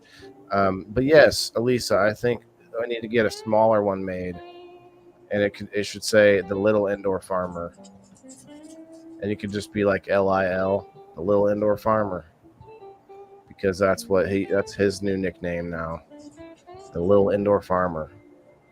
But yeah, Sean, I'm trying to see if I can get more people to at least give me a verbal they would want one, because if I can, I don't foresee myself buying 75, but if I can buy 75, it gets to be like $18 a hat, which would be nice. I could sell them for $20, make it $2. Wouldn't want to make much, but just to get them out there, but also to try to recoup some of the cost, of course. What's up, Harry? And also there's a bunch of different kinds. Let me pull that up real quick. Let me show you guys something here that I didn't show anyone else yet. Philip sent me some Hi, Perry. Wait, not that one. Philip sent me some options on hats, and I'm liking them. All right, let's pull it up. No, wrong way. So there are some curved bills. I'd love to try to get my logo on a curved bill hat too. Look at that one. I'm not a hat person. Ooh, look at that one. Have to mail them. I don't know, Joe. Would they be only $4? Because I'd have to get special like hat boxes, wouldn't I? Those triangle shaped boxes. Ooh, that's a nice one. Okay, yeah, that seems like the first one. That one's kind of cool. I like that color. It's a cool color. How did they ship the hat you have, Waylon? He had to ship these to priority mail. And like no, but I mean, how did he ship them? in like a rectangle shaped box, Oh, a taller box, like a more square, kind of a squarish box, less rectangle, but not quite a square. hmm. I don't really like the trucker back. I'm okay without that, but they're still pretty nice looking for that. What's a trucker back? You see that mesh in the back? Yeah. Those are like trucker hats. Oh, I don't know what you call it actually, but a square box. Yeah, that's true. That's true. That's what he did, but I think there's also a smaller box. It's kind of a triangular shape, kind of. how does Ash ship his hats? Not a hat person either. Right. I agree with you. I'm the same way, Elisa. I look stupid with a hat. My hair like sticks out. Like, I don't know. It looks weird. Ooh, this one's kind of cool. That cool, like the bill looks like a bandana. Like that. Look at that. That's a bill. The bill looks like a bandana. Isn't that crazy? Then you've got all these. Like, there's a lot of options that he sent me. Oh, yeah, like these. I like these with this pinstripe kind of. Look at that. That would look sweet.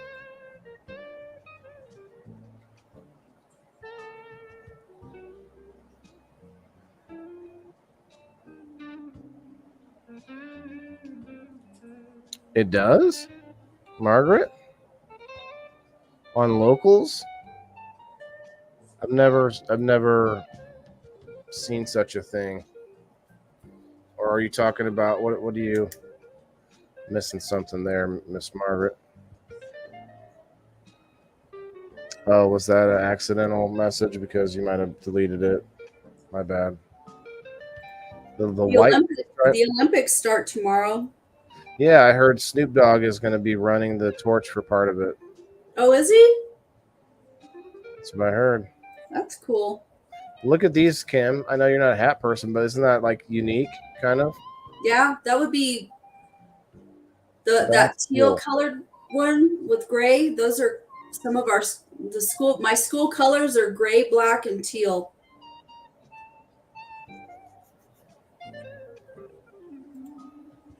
I like these, the stripes.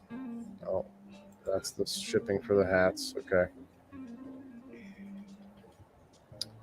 But so there's some other options. I'm like, man, I almost wish I would have picked a different one if I knew, but he had only had those types in stock, and I was trying to get the hats for that event and didn't get it in time, but it's the mail for you. All right.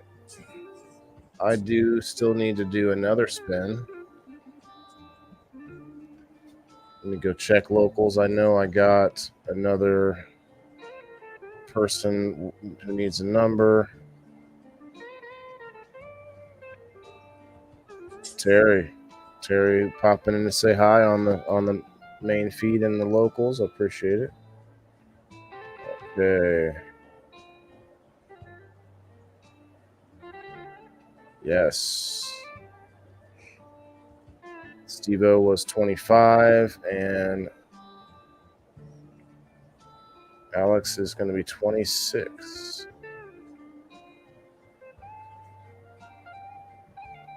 If you're out there, anybody watching or listening, and you are subscribed or want to subscribe, now would be the time to say something. Give you a second to go and get a number. Are they all snapback? Yeah, they are snapback, Joe.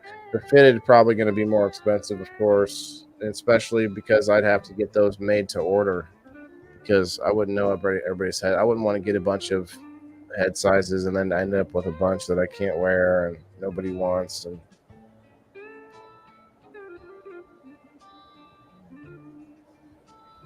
you don't really like to look at the snapbacks. Some girls look okay, and when they put their hair through the back, Oh yeah, the hair through the back thing makes sense. Mm-hmm. I don't look good like that. My face is too, I don't know. I don't have a nice shaped face for that. You don't think so? I know so. It's like, and the same thing, like when I went into basic training, I cut my hair really short and I look like a dude. I don't look good. Dude looks like a lady. Yep. Dude looks like a... Okay, so yesterday, Brendra won, and I haven't paid you yet, Brendra, but I may ask you if you want some swag. I might have to start using that money to buy items to send you guys, just because I don't want to get caught up in anything too like a certain amount of money is okay, but then once it becomes big enough and a certain number, whatever that is, way above where I'm at now, then it becomes like a tax thing and all that, which right now it's not. I think it has to be like you don't even have to file taxes unless you make, I think it's 10,000 a year or 5,000 a year. You know, you said something earlier about schools teaching that stuff. That has always been a More like family. Yeah, okay, but like more practical knowledge on how to navigate the world now. Like I can't think of the good quote, but like somebody was talking about it, and it's like they teach stuff about and I actually push back a little bit when people say, oh, the math equations they teach you never use them again. Well, there's some of that stuff, if you apply them properly, then you could be using them in your life, but some of it is not. Some of it is like really I can't think of any good examples at the moment, but some of the basic education stuff seems to be like, why is that in there, when they could be throwing us like into more real world situations in high school, say. And again, I'm butchering it, but there was a good argument for this, which is like they should be teaching us how the stock market works and how interest rates work. Well, I guess they kind of teach some of that maybe in high school, but I don't know. I might be lost for the words on this one, but there was a good argument for it. Like there's a few things they could be teaching us more, like how to navigate different systems that we have to deal with afterwards, like I said, filing taxes, which to your point, yes, the home should do that. But we've built this system, in my opinion, to where we keep de-incentivizing families and people living together because we keep creating ways that you can live apart. More gadgets, more curbside delivery, more of all this stuff where you don't necessarily need your family anymore, and so a lot of that stuff kind of gets falls off the wayside. I don't know. And then you add to that the parents that have to work so hard that their kid is at school when we should have a situation where they could maybe homeschool more often or maybe do something else. But instead, we have the situation where the parents are not really getting as much time with the kids as, say, the kids get at school, Well, we've built a system, in my opinion, we've become over-reliant on teachers to teach stuff that was never intended to be taught at school, Well, I mean that can vary, can't it? Like with the times. Like if we decide, by the way, good luck everybody. If we decide we want something taught in schools, like there should be a process. The culture kind of brings it about. And yes, there are schools nowadays that are teaching things that some people don't want taught, and other things that people do want taught, and vice versa. And I think you're always going to have that. That's why I don't like the cookie cutter, one size fits all education system. I think there should be much more. There should be some way to support the education in regions, but people have brought this up before, where education in a different area means different things. Like education in Alaska is a different thing than in Florida. Like for your kids, like they need to be taught a lot more stuff about their environment and their things in both areas, whether that's gators and heat and hurricanes, or Alaska, it's how to survive the winter. But I'm not just environmental things, but you get my drift. Like, there's actually a real difference in what people need to learn depending on where they are in the world. And we don't really specify those things. We want to like cookie cutter them, math, English, science, and it's like, I don't know. But it is up to the teacher a little bit in that regard. And I know I had teachers that would take like local things and work with local science, local insects that we were looking at or whatever it is. So there is some of that too, to push back. But anyway, number 12 wins. Let's see who number 12 was. Oh, who jumped in at the last minute? Oh, wow. Woohoo went up to the gold membership. Thank you, Cindy.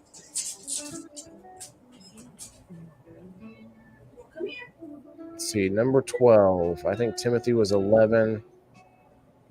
Sorry, Timothy. Looks like Jess Rosebuds. Jess wins. Congrats, Jess.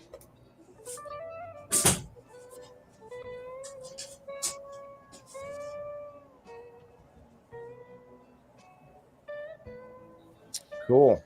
Well, that's done. Well, it has been a good episode, although it saddens me that we can't seem to find more open-minded creators that want to join us. And I'm not like, I when I say it a lot, I'm not rattling on the audience to join us. What I'm looking for is and yes, the audience is more than welcome to join us. That's what the show's about. But what I'm looking for another, like a handful of other content creators, live streamers, podcasters, whatever you want to call it, in order to make this thing a collab, make this thing a weekly joining up of other professionals and creators, and we get to just talk about a sort of set topic, sort of. I mean, we divulge into all kinds of things. Kim and I, we moved into a lot of off topics, but I think a lot of it was still pretty connected to the topic too, especially when you're talking about belief.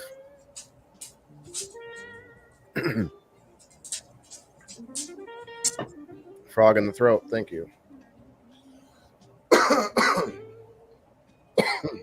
My eyes watering. My throat's frogging up right now. It's frogging up. It's frogging up right now. Hey, Bobbert, what's up, man? Bobbert said somebody grabbed his ass. Bobbert, you're going to tell me you don't think I'm open-minded, my guy? He's got a new thing. You know what my new thing has been for a while? Oh, hey everybody. That's what I say when I come in. I don't know anyone open-minded. Now, come on. What about open-cheeked? Bobbert's pretty cheeky. Could be me. I'm very open-minded. Well, Smashley, you'd be more than welcome, but I think we always start before your kiddos go to bed.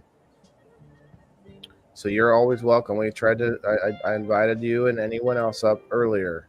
And I want someone who doesn't necessarily have to show up every week, but like is involved and wants to see it go somewhere, That's the thing. I feel like the main topic was who grabbed my ass, but May could be wrong. Dropping pockets on them. Loretta picking up pocket. Loretta found your pocket, I think. I know, kids distracted me. Oh, well, it happens. And we're mostly kid friendly, other than the smoking on screen. I don't believe that's something that needs to be done necessarily with the kiddos. But I think that we could change up if we had to. I really don't want to, but we could change You know, we could change up timing, we could change up days. We could make some changes if we had to, but I definitely think that it's worth it to anybody that wants to join in, because it's got its own separate YouTube channel. It's not an indoor farmer channel. Like, it's a separate thing. Like, it's not. Yes, I'm the only one that has to be here every week, but it's kind of I want it to be its own thing. You know, above me, beyond me, more than meets the eye. Optimus Pro. Oh, no. So something to that effect. But anyway, let me know if you want to be in on it. And you guys, it's been a good episode. Thanks for popping in, Bobbert. I would invite you up, but we're literally just right over time and pretty much at a really great time to end it. But that was the last spin of the week. Congrats, Jess, on winning. I think Jess is a pro member on Facebook and on Locals.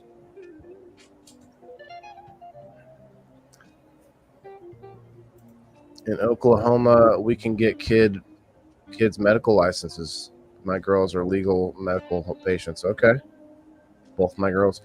Yeah. And I'd love to see like that. That's why I kind of like the American experiment, because I like to see what happens in different states. I personally think some things need to be tried out. If you're going to tell me, hey, this thing, we need to do this thing, it really works, we got to try it, we got to do this, whatever method, let's see it done somewhere and let's see it work. Now, too many times we will adopt things that don't work and then take those and spread them all over like wildfire. Like, it's crazy, but that's another story for another day. Are there medical conditions, if you don't mind me asking? What are their medical? Wow. Yeah, I would say you guys could talk about that in the privacy of the DMs. But you all have a good night. Congrats, Jess. I didn't know you were here still. Yep. I'm in Locals app. Thank you. Oh, you're not on the. I thought you were a Facebook, maybe. Oh, I see. I can see it from here. Yes. People under 18 in New Mexico can get a medical card too. If you're 18? Under 18. Oh, well, there's a lot of reasons for, I think, that kids could benefit from it, but I don't want it to mask things either. If we are having problems with our food supply and our, these made up vaccines where they have to change the definition of vaccine in order to call it a vaccine, and then other things like, just the list goes on, microwave, cell phones, there's probably something bad happening with a lot of it, but maybe not all of it all at once. So we never know. Like, I don't know. It worries me and makes me skeptical. And that was back to the topic at hand. And it makes me skeptical about everything. I still use an air fryer, even though there's some skepticism behind that. And there's skepticism behind several things that I believe. So I like to balance myself by looking at what people disagree about it or disbelieve about it. But that, I don't want to get back into the topic. Let's get going. But hey, Kim, thanks again. Appreciate you. We'll have a good one next week too. I don't know what yet. Let us know if you have any good ideas for any good topics.